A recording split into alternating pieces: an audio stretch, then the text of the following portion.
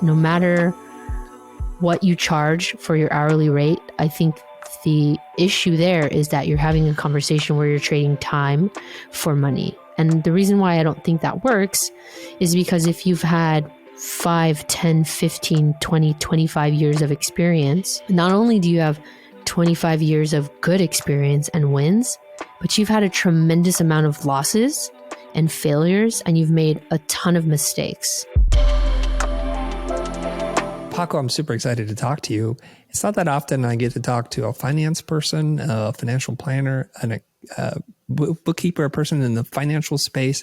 And I'm excited and looking forward to it. Like, there are a lot of financial people I don't want to talk to because I got a confession I want to make to you right now. I'm just going to say it so our audience is going to know.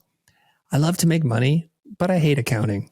Okay, so maybe we'll just put that out there. I know you talk a lot about the emotional energy, how we feel about money and all that kind of stuff, but it's exciting to me to solve a big problem. It's not so exciting to me to look at the numbers where I'm like, oh, here's where every dollar, every cent goes. And my trick in life, in order not to have to deal with the bookkeeping stuff, is to make so much money and have so much profit margin, it won't even matter. I don't disagree with you in a lot of ways. Okay. I call that the fire hose strategy, which I also implement in my own business because it does make things easier, right? Having money doesn't make all your problems go away, but it makes a lot of them go away, and it makes a lot of friction go away. So I can see where you're coming from there. I also have a confession to make. I don't like jump out of bed in the morning and think like, I can't wait to reconcile my accounts or I'm going to shut up, get out of town. You don't wake up thinking that? Come on. I kind of accidentally fell into finance more because my time was running out in college, and I am first generation. So my parents are immigrants. Everybody in their generation are immigrants. And I saw working class people and middle class people, and they really instilled those values. And it was like, if you were serious and you wanted to make money, right, you like became a doctor or went into the medical field. And when I was surveying my options, I was like, there's no way, like meat and blood, not going to happen. Also, it seems you have to do a lot of work, and I'm not into that. You got to go to extra school, not for me. And I was like, but these people doing finance, no offense, but they don't seem that smart, and they seem to wear nice suits. Like, they go to an air conditioned office all day long. They think and like type on a computer. That's for me. Then I can like go home and play in my band and just like, do whatever I want to do. So I chose finance as like this kind of like safety net, right? It's practical. I could always fall back on it. I'll always be employable.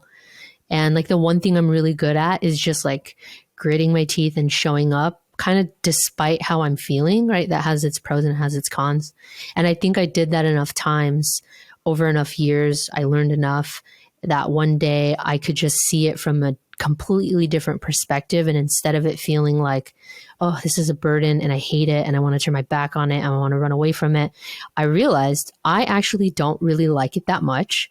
I have a high tolerance for boring things and for pain, but I bet you there's a bunch of really interesting, cool, creative people who are doing really fascinating things in the world, and they need help with their money. Is there a way that I can kind of have my cake and eat it too, where I can speak this language, right, and be this person, but then I get to meet cool people and like not have to, hang out with accountants all day long? Okay, I'm going to call your confession and raise you a confession. Okay. I'm going to share another confession with you. In high school, I didn't have a lot of direction. I didn't know what I was supposed to do, and also first generation immigrant myself. And I took an aptitude test. Yep, I took an aptitude test, and it told me I was supposed to be an accountant or a stockbroker. And I'm like, this must be my life. This is my destiny. And for the same reasons in which you said, which was I want to work by myself. I'm an introvert. I like machines. I like logic. And luckily something intervened, and I was introduced to the concept of a professional working artist called a graphic designer. And that was my salvation, my ray of light that pulled me in a totally different direction. But I would have probably wound up where you did for a period of time had I followed that path. So it's quite interesting that you have this love for music and you tolerate finance and accounting as a way to be a professional adult in real life, right? Yeah. But I raged against it clearly. And obviously, as much as I thought being a professional creative is not for a person like me, I've now published a book, and yeah, it's just interesting to be in this position where I write and I share my thoughts and I share my ideas and I'm drawing. And as much as it's like the Godfather keeps pulling, I try to get away, but it keeps pulling me back in. I tried not to be a professional creative, yet the wave took me, and here I am. When you said a person like you, is there anything else that you haven't mentioned that defines a person like you? I mean, coming from an immigrant family, right? Being first generation, brown, I never really met working artists or creative professionals until I was older in my 20s. And a lot of those people were white, and a lot of those people were well off. And a lot of those people were, in my eyes, like quote unquote cultured. Like, they went to museums with their family and they had conversations about like Degas and Magritte. And I didn't come from that. And so I think for me, my approach to art and my approach to creativity has always felt, I don't want to say wrong, but it's really different. It's like, in my eyes, kind of pure, because it's very childlike. Like, nobody shaped my ideas about art at a young age. It was always very playful and very free. And so I think that's very obvious for anybody who becomes familiar with my work, that Chris, I'm just trying to have a good time here on Earth. I love that. Okay, we just jumped right into it, and we probably needed to do this in sequence. So for people who don't know who you are, can you introduce yourself and tell us a little about who you are, Paco? Absolutely. My name is Paco de Leon, and I help creative professionals feel less weird about their finances. And I run a company, and we really do two things. One side of our company is a service-based company called Hell Yeah Bookkeeping. And we run the books for creative businesses like production companies and marketing agencies. And the other side of my business is what you are experiencing inside of your ears right at this moment. I go on the internet and I talk to people and I create content and I share ideas. And all of it is in service of having more conversations about money so that we are all just feeling more comfortable about this topic. We're learning practical things. We're facing our feelings. We're unpacking our emotions, because I think that's really the first step to change, is like, what happened to us? How do we feel about it? How are we weird about it? And how can we build better habits and a better future for not just ourselves, but for everyone? I feel like as you're talking and sharing your experiences, and the fact that we're both in Los Angeles or the greater Los Angeles area, there's a lot of commonality here. And I'm trying to sort in my head right now, what can I use your professional expertise and experience in that will help this larger community of creative people that we speak to? I believe the things that you're saying are going to hit right in their heart and in their brain. So if you don't mind, I'm going to throw up a couple of things that people seem to have struggles with. And you mentioned the emotional and the psychological aspects of money, the guilt that people feel, the shame or the lack of wanting to talk about it because it creates too much negative energy for them. If I can enlist you in this endeavor to get people more comfortable with money, is that okay? That's what I'm literally on earth to do. Perfect. And you have the background where I just pretend to be one. So here we go. Let me just dive into this. A lot of creative people have what many would consider a fixed or finite or a lack mindset when it comes to money. And before we get into the solutions, can you speak to a little bit about the problems, the hangups, the things we've been socialized to believe about money? Can we start there? Yes. I actually want to talk about evolutionary biology instead of how we're socialized. If we could start there first, I think that would explain a lot. So there's this theory in evolutionary biology that human beings have this quirk in their mind where they pay attention to things that are scarce. And from that perspective, from an evolutionary biological perspective, if you think about it, that makes absolute sense, right? Because think about early humans sitting on top of a grassy mound, cold and naked, right? Or maybe a loincloth. In order to survive, it would behoove us to pay attention to things like, oh, there's not that many buffalo hanging out here, or berries, or whatever we're eating.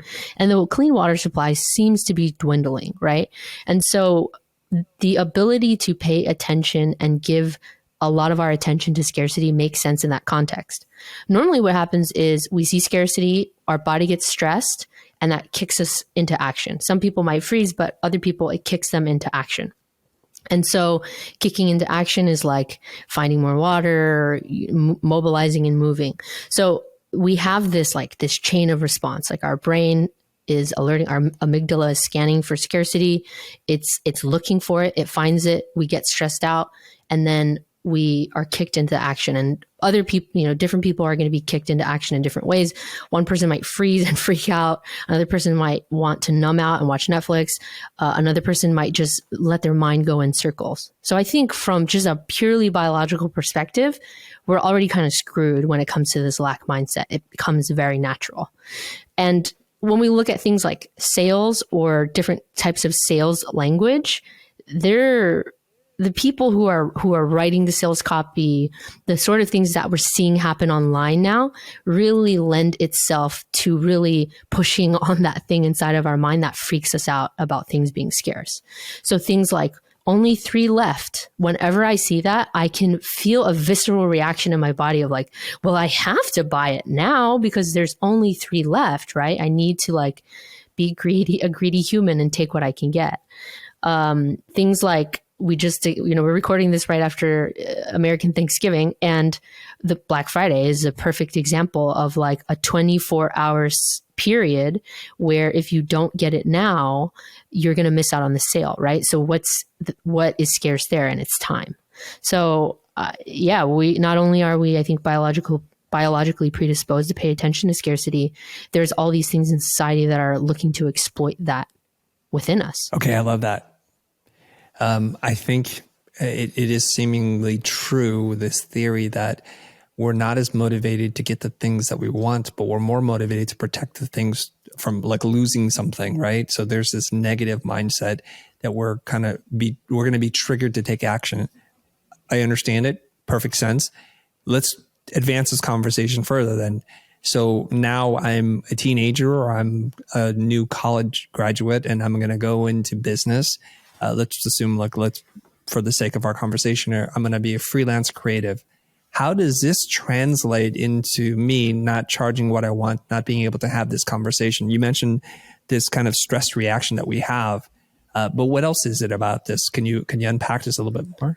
Yeah, I think that there's probably a lot of different things going on. I think for creative people in particular, there is much more of a to B, a direct connection between what you're creating, which ultimately is a part of who you are, right? When you're a creative person, my opinion is that you spend a tremendous amount of time feeling life and experiencing it and feeling it, and letting that data that you collect become synthesized inside of you. And then you create something that speaks to that experience, right? Everything you're feeling. So I think creative people are very feeling oriented people. Their job, in my opinion, is to feel and then express that through a medium.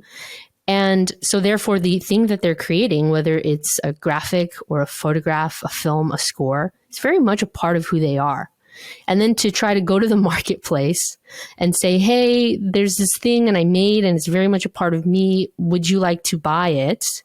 And then when the exchange does or doesn't happen, or when you're offered a lot less money, I think that's when we start to see a lot of this friction, right? And a lot of this conflating of my work is who I am, and the prices that people pay is a direct reflection of who I am and my value and my worth. I think there's a lot of commingling going on, and it makes perfect sense to me that would go on. But I think sometimes we have to take a very cold and calculated look at the skills that we're creating. And I mean, you talk about this a lot, and the value that the person that we're selling our product or service to, how valuable is it to them? And sometimes we have to take a step back and understand it's not a reflection of who we are and our contribution to the world. It's just tragically market forces. One of my friends and somebody that I look up to, Blair Enns, often will say things like, those who don't talk about money don't make it. And I want to just tee you up to this thing and just kind of trying to tie all these things together. How a person's view on money affects their ability to earn and how they're interconnected. These things are tied together. So can we talk about that? Oh, yeah. Let's talk about that, Chris. So, earlier when I said, oh, I thought I'm not the kind of person who could be a professional creative, people will pay me for my ideas, right? Yep. That was a worldview that was instilled in me. It was programmed in me because of everything I observed, the environment I grew up in, the media messages, who I interacted with and who I didn't interact with. And that happens to us. That's like that's what we're doing when we're growing up. We're observing narratives and stories and biases, and we're synthesizing all of those things inside of us, and that's creating our worldview. And our worldview dictates how we think things work in the world. And money is just one of those things, right? We have stories about love and relationships. Oftentimes we learn that from our parents and their relationships, or the dynamics we have with our siblings. And we observe this with money as well. So yeah, I want to be careful here because your mindset is very, very, very important. It's one of the few things that you can alter and control, right? We can't control when a recession happens. We can't control if Elon is acting like a weirdo and you're holding Tesla stock. We can't control when a war is occurring, but we can control how we think. And so that's why I think people like you, people like me, we tend to really, really focus on where our agency lies. And mindset is one of those things. So if you grew up in a household where money was never talked about, or you grew up let's give a really extreme example. I came across a person who was associating like money with abuse because she grew up in a household with an alcoholic father. And every time he would come home from work, after a payday, he would spend the money at the bar, get really drunk, come home, and he would be abusive. And so this person it took them many, many, many, many years to understand that they were drawing this direct connection between literally payday and abuse. And I know that's a very extreme example, but I think it illustrates it really well. And it shows that not sometimes, it would behoove us to really put in the time to really consider how we have drawn these conclusions and what we think about money and how we think about value and what you think you're allowed to do in the world. And once you start to really unpack that, you'll start to see that these through lines, they do impact you in terms of money, but that inevitably impacts your career choice. That inevitably impacts, just how you think you can be in the world. And I think once you start to untangle those things, there's like a more lightness of being. There's a bit more freedom of expanding and changing. How do I become aware of maybe a not so healthy narrative around money if I don't have that, or like if I'm not already aware of it right now? Are there signs that you can point to or symptoms, and then you can say, okay, look, this is probably a good indicator that somewhere in your past you had an unhealthy relationship with money? I think there's a few different ways you can start to do that. One thing to do is like try to watch your thoughts, which I know is like, I'm literally like recommending Zen Buddhism to people. But if you can start to observe the things you say to yourself when it comes to money, that's a really good indicator, because what's happening there is that's just like a script that's on repeat. It's like playing in the background. Like for me, the one that I said earlier, it's such a great example. It's just, I'm not the kind of person that invests, or people like me don't invest, or people like me are not wealthy, right? Like things like that. People like me can't afford to do this thing. People like me I'll never work for myself. Trying to catch your thoughts is a really good place to start. Observing other people talk about money, I think, is also a really good thing to do. It's like, if you have a friend who's constantly like, I can't do that. I'm broke. We're broke. I'm poor. I'm broke. When you start to see other people's stories on repeat, I think it becomes easier to see your own stories. And then, like, since you're from Los Angeles, you're fully weird as as I am, there's a lot of weird things you can do. You can meditate. I think a meditation practice is not just for you. I think it's to help make the world a better place so that you're just like not popping off at a Trader Joe's and stuff like that. You're just a little bit more chill. And the thing with meditation that's really important, or the thing that I took away from it, that I continue to take away from it, is this whole idea that you can think a thought and not be that thought. A thought can be a cloud floating in the sky, and you don't have to like grip to that thought so aggressively and believe that you are that thought. Sometimes the thought just comes, and that's that. And I think the more you can internalize that idea, the easier it is to start to find, like, catch the thoughts and then decide, hey, let's do a different thought. Let's tell a different story. Okay, so I want to quickly just recap some of the things that I heard you say. Creative people tend to have like a double whammy when it comes to relationship with money. Like, it's a luck of the draw, depending on where you're raised, by who, and how you're raised with your relationship with money. But then if you're on the bad side of that, and you're also a creative person who's really led by feeling and how you observe the world, where there's a connection between what you create and your own self-worth.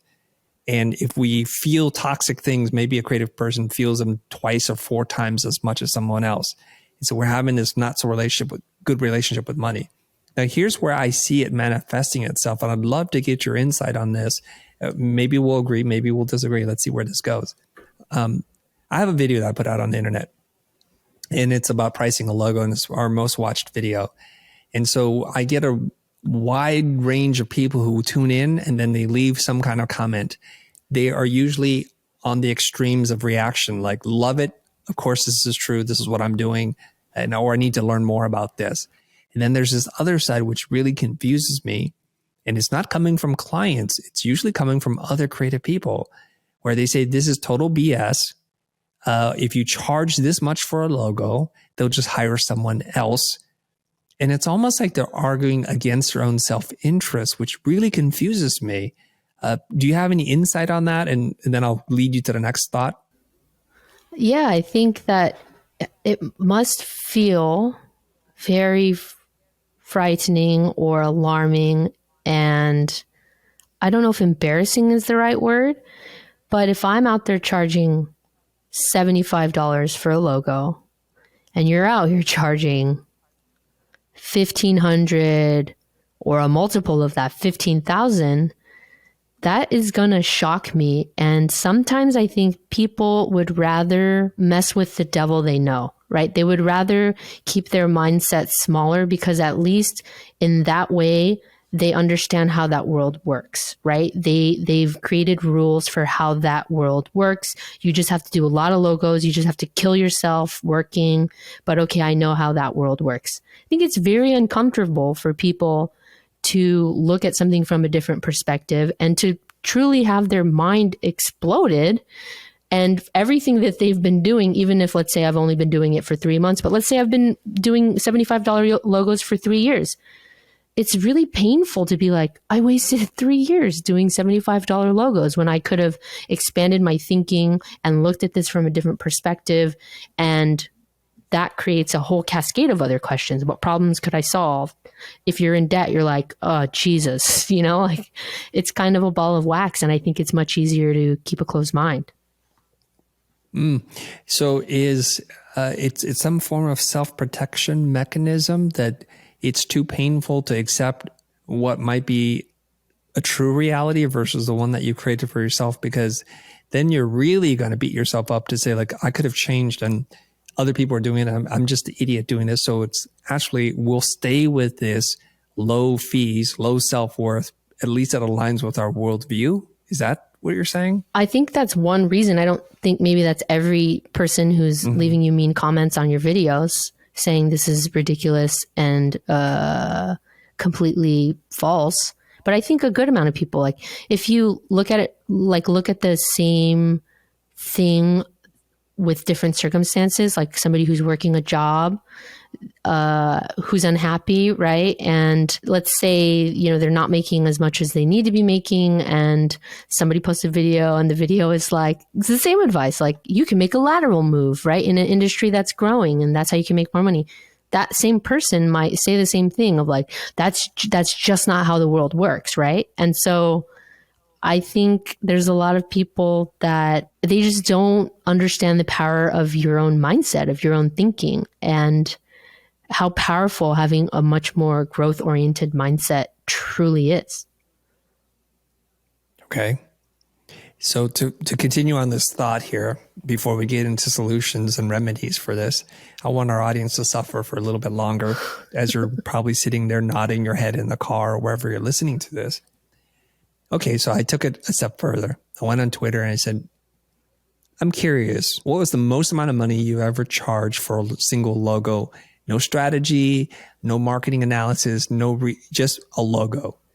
And of course, I knew what was going to come back, which was a wide span in terms of budgets, from zero to the highest one I saw was $750,000 for just a logo. And people on the internet are losing their mind. And this is now no longer me saying it's possible. This is random people on the internet, whether you believe it to be true or not, are saying it. And they're just sitting here. I just can imagine them looking at their phone or the computer screen, eyes glazed and face like in utter shock and disbelief. What I was trying to do with this tweet was to show people how your limited thinking will actually limit the kind of success you're going to have. Now, I'm not sure where the social experiment goes here, if anybody will wake up and suddenly have a different conversation with themselves. And I can already see so much pushback. That's not possible, or it's because of X, Y, and Z reason. Do you want to expand on why you think they're responding this way? And before we get into what we can do about this? I stand by my original answers. Yeah. I do. I think that it's painful for people to change. Mm-hmm.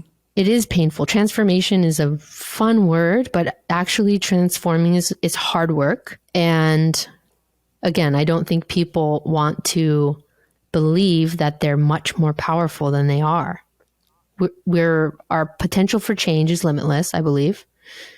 And I want people, like, my whole vibe is step into your power. And a big part of that is taking responsibility for the programs you already have running in your brain and thank them. Great, they got you this far. But what's going to take you to the next level is unlearning a lot, learning a lot of new things, thinking differently, and allowing possibility into your life, regardless of how heinous it looks, right? You know, like 750K for a logo is insane. But I'm glad that you told me this information. Wow, there's so much more possibility than I even realized. Yes. So we might be slipping into letting go of the scarcity and lack mindset and moving into a abundance mindset. First of all, saying, okay, this exists and this is possible. And then if you try it and then you ask yourself again, well, what else is possible? Maybe there is no limit and the only limit is the one I put on myself. So you mentioned that transformation is actually painful. It's a lot of work and there's a lot of resistance. So as a person who works with creative people and helping them with finance and money, if somebody's not ready for that transformation, if they're pushing back so hard, are they for now a lost cause? You just leave them alone? Or can you help the people who seemingly are dug into this position? See, this is the lovely part of having a book. It's asynchronous communication. So I don't have to be in the trenches with people in terms of helping them change. There's a world where I would do coaching, and I think I would have to deal with this on a more real basis. But I actually think it's easier to deal with creative people because they use their imagination, right? They close their eyes or go for a walk in the park or roll a joint, and they imagine something, and then they make it exist in real life. So they're already doing the work of thinking a thought and then making that thought exist IRL. And I think once people start to understand that they've already done this and they continue to do this, it makes it easier for them to face the music, that their minds are powerful and that they are powerful and that they can use their imagination and create tangible change externally. The funny thing that I read in the comments usually on one of our videos like this is like, this is so stupid. This person doesn't know what they're talking about. I'm never going to watch this stupid channel again. I'm thinking, friend, I put out advice on how you can make more money and I'm not even selling you anything and you're so angry about something. Well, fine, shoot yourself in the foot. The bullets are yours. You do what you want with them. It's totally okay. You actually don't hurt me by not taking my advice and making more money for yourself and for your loved ones. That's on you and that's totally okay. And I always think that maybe one day I'm going to craft an argument so well or create a beautiful illustration like you have in your book, Finance for the People, where they'll see the illustration like, oh, that's the model I needed to see and understand in order for me to process this. I'm ready for that transformation you're talking about now. Does such a thing exist? Or are you saying like, well, when they're ready for the book, that means they're ready to learn and that's a time in which you can have that dialogue with them? I mean, I think we talked about pain earlier. I think a lot of people, if you ask them, if you talk to people, you do talk to people who've transformed their lives and you ask them, why did they do it? It's oftentimes because the pain of staying the same was they could not tolerate that pain anymore. And the pain of transformation was just like ever so slightly less painful. And so let's just do the ever so slightly less painful thing. And the results are amazing. I think maybe those people are not, the people who are not seeing your perspective, the ones who are angry about the very expensive logos, maybe they just haven't reached that threshold of pain where they're like, okay, something's got to give. And then it cuts to the montage of them transforming. I see. So are you saying that the very real pain of not achieving what you want, if it's greater than the pain of changing your mind or transforming, then they'll go for the less of two evils in their mind? I think so. In a lot of ways, I think we're motivated by pain and pleasure. And that's exactly it. You hit it on the head. Yeah. Okay.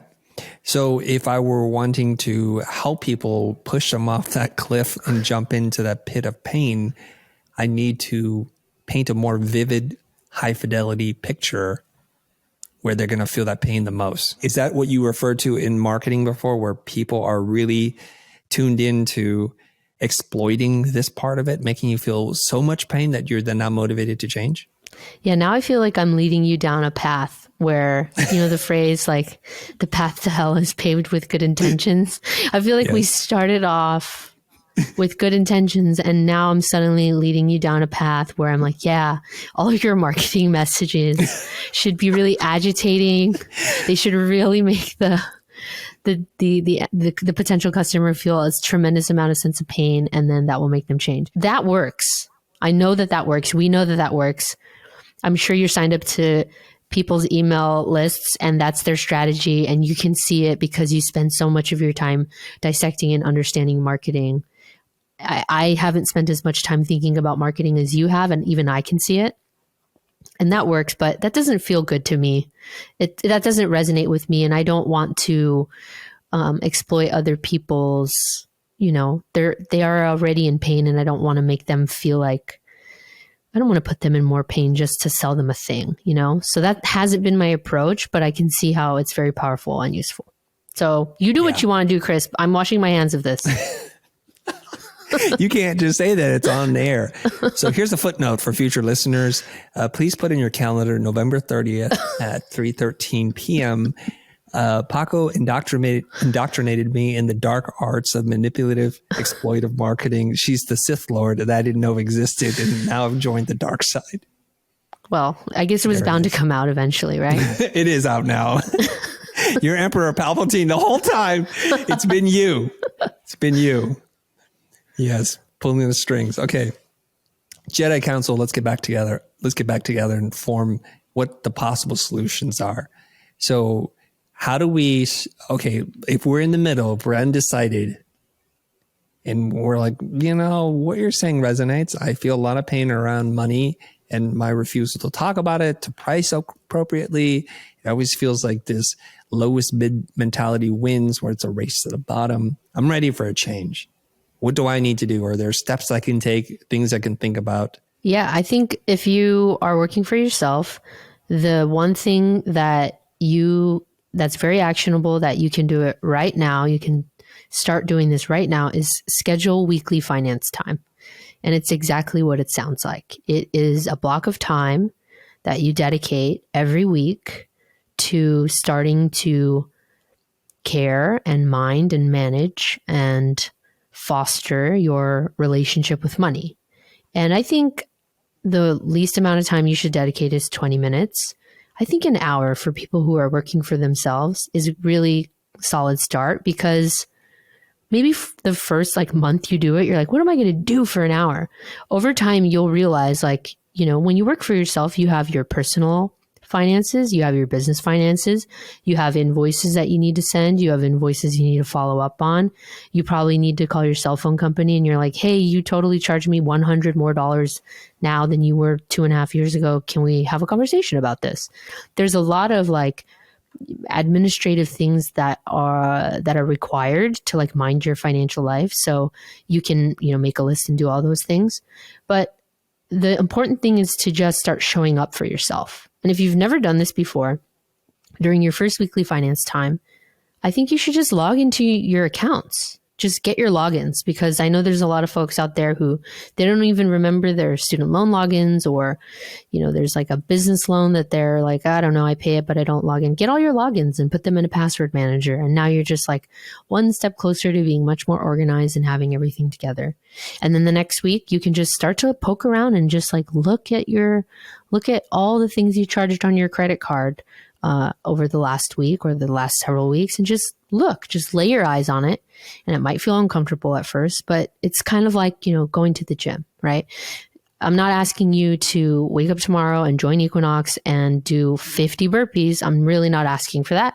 I'm just asking for you to go there, park your car and stand outside the door for a little while and be like, next week I'm going in. Be gentle with yourself and really give yourself that space, because whatever you focus on, it expands.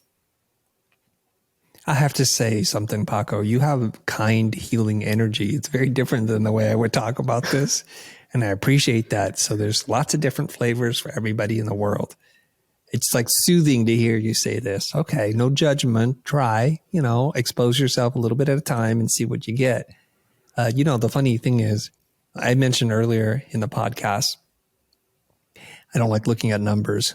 It kills my creative brain. And every once in a while, when I look at the numbers, bad things happen. I have to tell you. Yeah. So here's a very small, silly thing. I was on the Converse site and I go and check in my account, like you say, log in. I'm like, what is going on here? And then I see in my purchase history, I bought 2 pairs of the same shoe. I'm like, no, I didn't. This is stupid. Why? I know what's in my closet. I only have 1 pair. This is crazy. So, what? I started spinning myself into some narrative, and I'm not happy. So I'm chatting with a customer support person, which I'm sure doesn't care whether I'm happy or not about what's going on. And they basically give me no answer. It's like, oh, you purchased this last year. I'm like, yeah, but I just noticed right now that you charged me twice. It doesn't make any sense. Why would I buy 2 pairs of shoes? And they couldn't figure it out either. And then they said, it shows that you bought 2 sizes. Can you tell me what the sizes are? They're like, I don't have that data. And then I was frustrated. I end the chat and I start revisiting my mind. I'm like, oh my God, I'm an idiot. I did buy 2 pairs of shoes. I bought 2 pair because I wanted to try one on and return the other, but it doesn't show that I returned one. So I spun up into a negative state, and I probably gave this person a hard time for 10 minutes for no good reason. This is why I need to stay out of the day-to-day finances. So the way I usually manage money, it's like, I saw this interview with Gene Hackman. He goes, I know how to act. Directors don't tell me how to act. He says, all I want you to tell me is one of 2 things, faster or slower. And that's kind of how I am with finances. My wife, for her, she's a creative person, but she does the finance for our company. I just need her to tell me faster or slower, spend more money or slow down on spending the money, because this is where we're at. And that's all I need to know. Is this a horrible recipe for disaster? I don't want to say that this is a horrible recipe for disaster, but I would encourage you to be more engaged. And I have a little tip for you the next time you want to be mean to somebody in the chat bot, or you want to be mean to the chat bot. God, I sounded old. So there's this psychiatrist. I think his name is Daniel J. Siegel. Pretty sure it's that. And he created this tool called the window of tolerance. And the window of tolerance goes from a scale of 1 to 8. And it is meant to help you identify where you are, how you are feeling. So the window of tolerance is somewhere in the middle. Let's say it's like a 3, 4, 5. And anything above or below is you're either feeling hyper or hypo. You're either feeling like very numb and withdrawn. You're like ostriching, right? You don't want to face your finances. You don't want to look at your accounts. You don't want to do anything. You don't want to open the mail. You want to ignore it. And then on the other end of the spectrum, you're fired up, right? You're just ripping that Bank of America customer service rep a new one. You're being very hyperactive. You're stressed out. And so before you sit down for your weekly finance time, and especially before you do anything that's like a bigger financial decision, try to ask yourself where you are in your window of tolerance, right? And if you're feeling all worked up, okay, what are the things that are going to kind of bring me down to this window of tolerance? And I forgot to say what the definition of the window of tolerance is. The window of tolerance is a state that you're in where you can deal with life's ups and downs in a really natural, healthy way, right? So you're not like popping off with people and you're not just ignoring the situation. So ask yourself where you are in that window of tolerance, and then do something to bring you into the window if you're outside of it. So a couple examples, if you're like feeling numbed out and withdrawn and you just kind of want to scroll and not do anything, you might want to splash cold water on your face or go for a run or a walk, or, like listen to Lizzo very loudly. And if you're on the other side of the spectrum, if you're feeling really stressed out and you need to calm down, you can pet your dog or FaceTime a friend or take 3 deep breaths or rub some essential oils between your hands and smell it. I mean, you know what works for you. And this concept is important for finances because the state that you're in determines the quality of the decisions that you're going to make, right? The example I always love to use is like, if you go to the grocery store hungry, you're going to make bad choices, period. Do not stop, or do not pass go, do not collect $200. That's just how it works, right? And it's because of the state that you're in. And we need to start understanding that with financial decisions, the state that we're in matters as well. And I just want to also say, like, for the world to be a better place, we should all take responsibility for our feelings and learn how to self-soothe and self-regulate. I like that. So when we're feeling disconnected and indifferent or numb, we need to shock our system back the other way. Like, we need to care again. We need to bring some of the energy and the passion back in. And if we're feeling too stressed out, maybe hyper, or just in an uncontrollable state, we need to like cool down a little bit and bring ourselves back to center, right? Totally. I mean, faster or slower, right? Mm-hmm. Yeah. Hey, there you go. Way to tie it in. Okay. And then you get into this window of tolerance where you're making natural, healthy, maybe rational decisions, and you're not too far on the other end of the spectrum, right? That's exactly it. Your decisions are more rooted in cognition and rationality instead of like just an emotional response. Yeah. I just want to let people know, I usually don't get upset. And my level of getting upset, I'm not going off on the person. I'm like, oh, this is not helpful.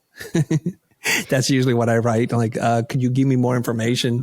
And I'm mostly frustrated that in the time in which I'm talking to this person, I got zero resolution to the problem. And also my time is worth more than the $45 I'm trying to save and get back here. But that's usually how I calm myself down. It's like, it's really not worth it. It's just not worth it. No amount of money really is worth me getting upset over and changing my state, right? My flow state. Okay. It's very healthy of you. Well, if you always snap back to look at the bigger picture, the of life, very few things will actually really bother you, right? Totally. Yeah. Now, I need your help here. Oftentimes, I try to get creative people to learn to price their projects to be more so that they can be paid more, so they have to work less and they can do higher quality work, employ people, treat them better, grow the economy, all kinds of things. But sometimes that doesn't work. And I came upon this kind of way of arguing or looking at a problem called inversion thinking, where you take the opposite stance. I'd like your help here. And you have to do it like earnestly. Like, tell me why it's better for us to charge less. I don't know why. Can you help me? Well, there's a whole bunch of people who seem to want to argue for this and not realize that's what they're arguing for. Like when we get into a discussion about why charging hourly punishes efficiency and innovation and experience, like, no, it doesn't. If you charge a certain amount and you're able to do it faster, you'll get paid less, but you'll be able to take on more work. Right. Like, how does that make sense? I don't even understand where you're going with this. Right. So I try real hard to say, okay, what would motivate someone to charge less? Well, there's less friction in the sales process. Okay. You don't actually have to learn a new skill set. Right. You'll be liked, and you'll be affordable for everyone. So you don't even have to be selective, because choosing a niche or a lane, which I know you talk about, you don't have to do that. You don't have to make the difficult business decision.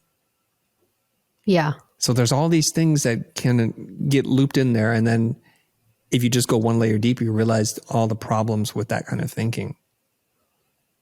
Well, I don't want to have to hire or to manage people. So if I just charge less, I'll do the work myself. I'll be happier. I don't want to be a manager. I want to be a maker. So I can keep going on, but the arguments are fake on my part because I don't really believe any of them. Right. And they could be, I mean, again, if you just go one layer deeper, you're kind of screwed. Yeah. You're screwed. Only one layer deeper. It doesn't take much more than that. Right. So let's try the opposite. Let's argue for the things that we do believe in. Why should creatives charge more? They should charge more because, well, I believe in a high tide, all boats rise.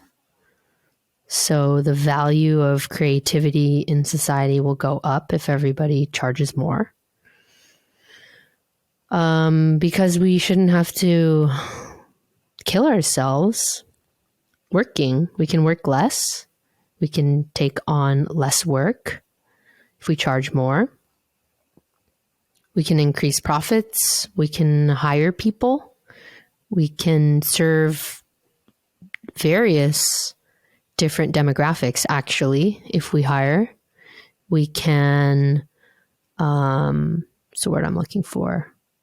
Subsidize, actually, helping people who can't afford us. So we could actually help more people in that way. If we charge high rates to big corporate clients, then we can charge lower rates or maybe even afford to do pro bono work for, like, let's say, nonprofits. Then this creates a whole cascade of other things, like we can afford insurance and we can afford to save for taxes and have a living wage. We can afford to have a retirement account and fund it. We can afford to have a company that pays employees a living wage and maybe even provides benefits. I feel pretty good about those answers. That's a good list. And it seems pretty obvious then why you should charge more, but there's a whole group of creatives who want to argue on why that's a stupid idea. I like that. You brought one to my attention that I didn't really think about, but is 100% nail on the head, which is if we all charge a little bit more, we lift up the entire profession. It makes it easier for people who are at our level or who are starting out, have something to aspire to and to grow into. Because what is disheartening to me is senior level people who have tons of experience moving their prices in the wrong direction, creating no room for anyone just getting out of school, which creates a whole new set of problems now. And you mentioned hiring people. The only thing I would add to hiring people is you can afford to hire the best person if you were able to charge more. And what would that do for your transformation?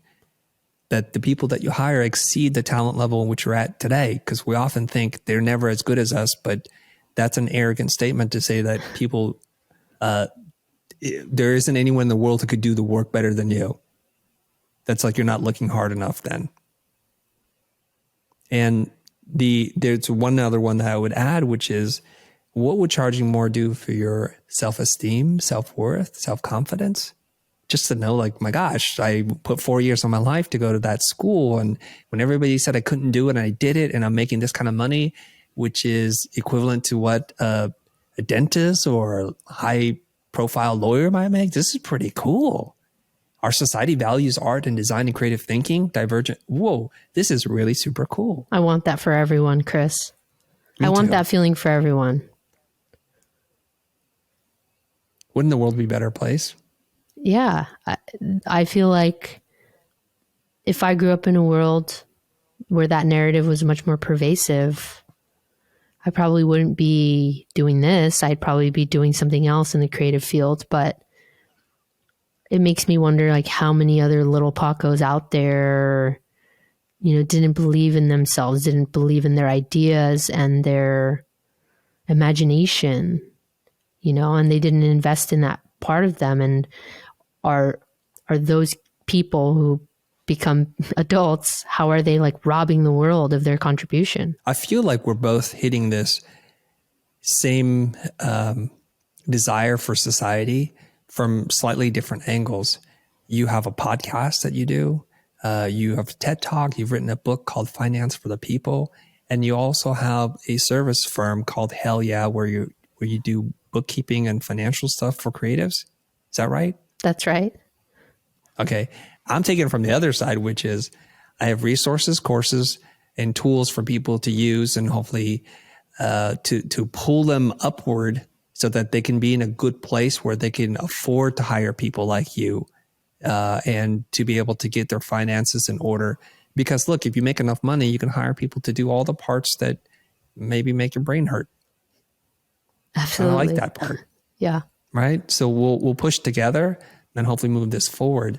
So my final question for you, it's not a small question. The question is this. Somebody's listening to this right now and they're like, oh my God, hell yeah. I need to get right about all this stuff. I'm ready.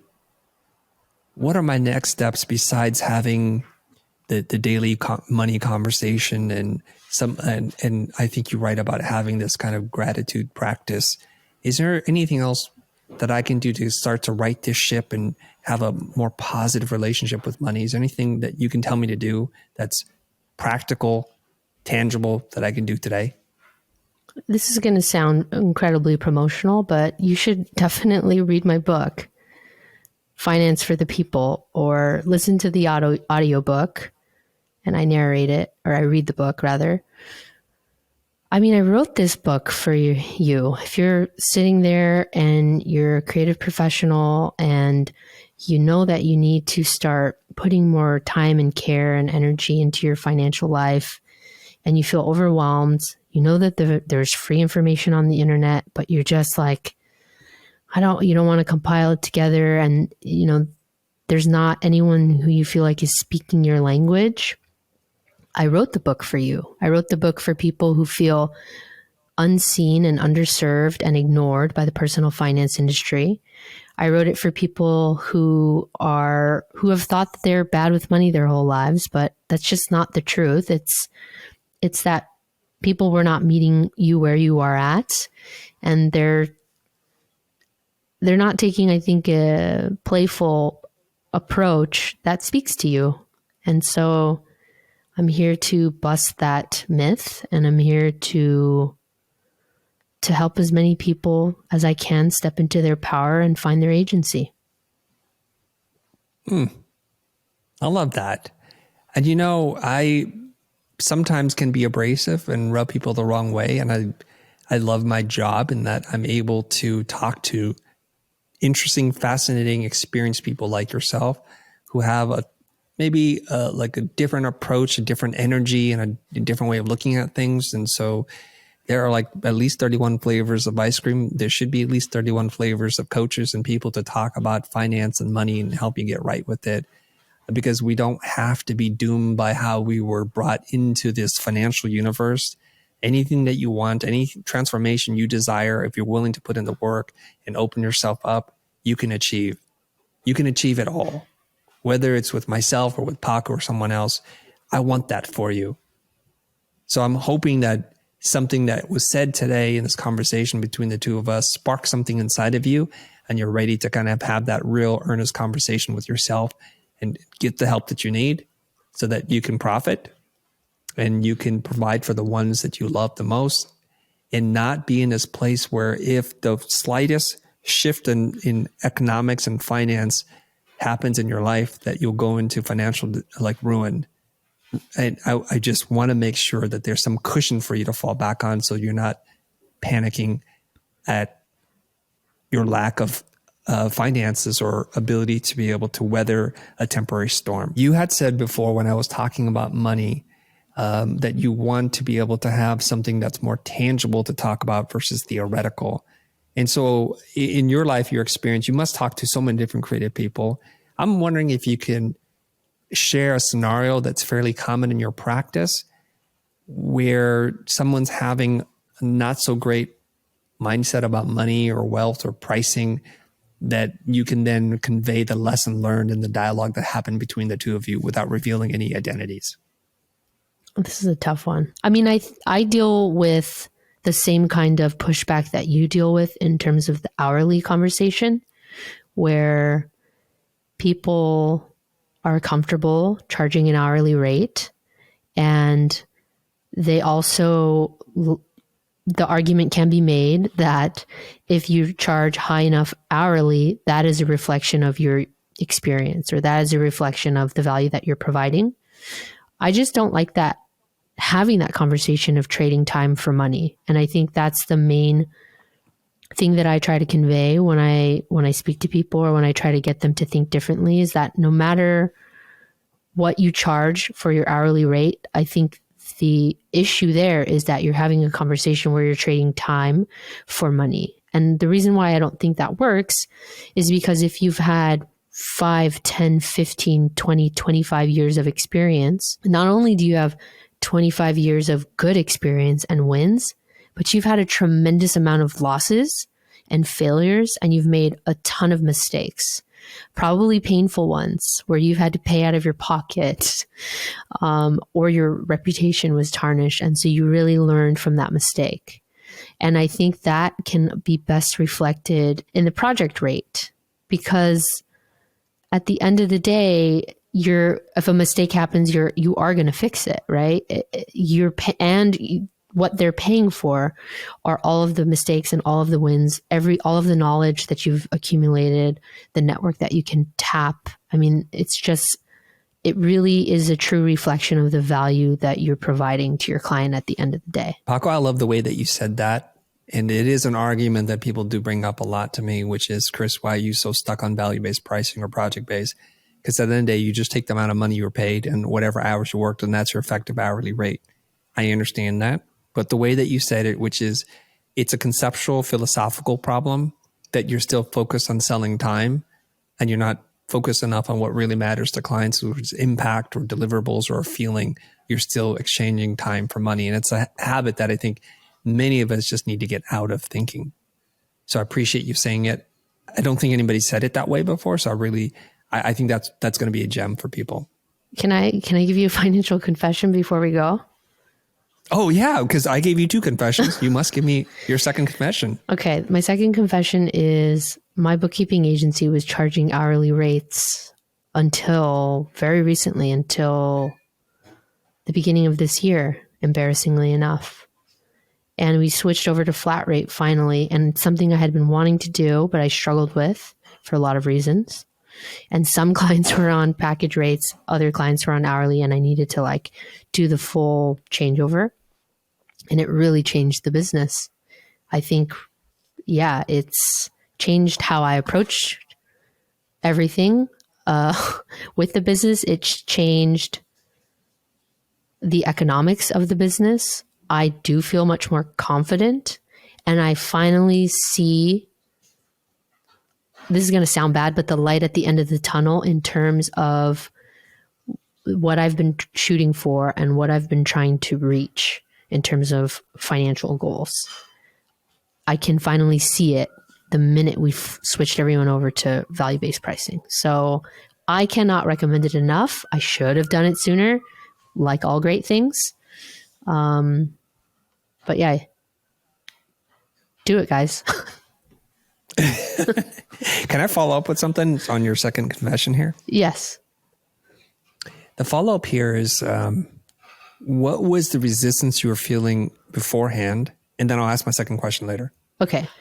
I think for me, the challenge was trying to come up with a uniform process between getting my bookkeepers to bid out a project and making sure that I wasn't losing money, and figuring out how to do that with different bookkeepers and different processes. So I kind of just needed to like find the time to dig in and zero in on that, one. And two, of course, I was scared. I think everybody is scared to say, last year I charged $100 an hour. This year I'm charging $1,500 a month. You're scared you're going to lose your clients. Okay. And then you said you felt the light at the end of the tunnel almost immediately after making the decision. Can you talk to us a little bit more about maybe 2 or 3 of the real benefits and impact that you've had as an owner of a business that switched over from hourly towards project-based pricing? Sure. So I'm not sure how many. So with bookkeeping, what's nice about the business is that it's monthly recurring revenue, which means I know how much money we're making every month as long as our roster stays the same, right? And so that's just helped me make better decisions about how to invest money. That's helped with cash flow, and that's helped me figure out ways to create a path so that I have retention of talent, right? So I can pay my staff a living wage. And okay, now I'm on the path to not just like getting by. Now I'm on the path to, what does this look like to help my employees more than I am? Is that, health insurance? Is that, even though I fundamentally disagree that health insurance should be tied to employment, but that's an entirely different conversation.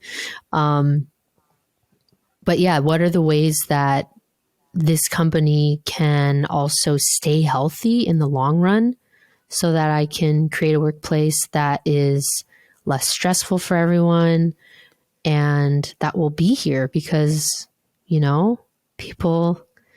some people's livelihoods are at stake here. And that's a different, I don't want to say a lot of responsibility, but it's made me look at my business in a way that I just didn't look at it before. We have real staying power and a real chance to make an impact in our employees' lives. And we have a chance to be here longer to make a larger impact. I rambled there. Sorry about that. It's okay. I like it. So part of it is having a predictable revenue stream reduces your level of stress and allows you to make clearer, better business decisions that will impact not only you, but the people that work with you and for you.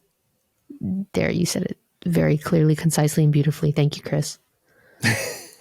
Well, that's a big thing. It really is. So wonderful. Okay.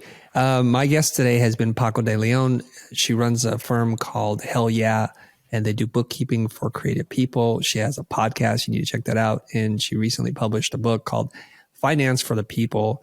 And get your hands on this, people. It is written for you. And what's neat and novel about the book itself is it's filled with illustrations. It says like there are 50 illustrations and diagrams. And I'm a visual person, so I like reading words. But when there's a really good illustration to go along with it, it makes it just, it's a mnemonic, so I can remember it easier and I can recall it later. So I'm looking forward to digging into it myself.